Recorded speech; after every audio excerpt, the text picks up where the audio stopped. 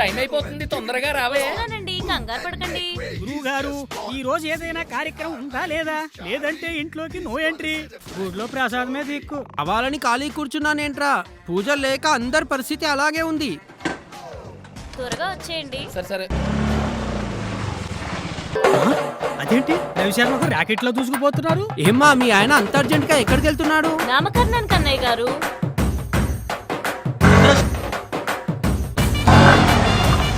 ఈసారి ఎక్కడికమ్మా? వ్రతాన్ కన్నయ్య గారు. ఏం తిరుగుతున్నాడు గురువు గారు? ఈసారి బండిలో పెట్రోల్ అయిపోయాడు. ఏమ్మా పెళ్లికా? కరెక్ట్ గా చెప్పారన్నయ్య గారు. ఇది మూడోది గురువు గారు. ఎలా రా శాస్త్రి? ఈసారి వస్తాడుగా, అడిగేద్దాం.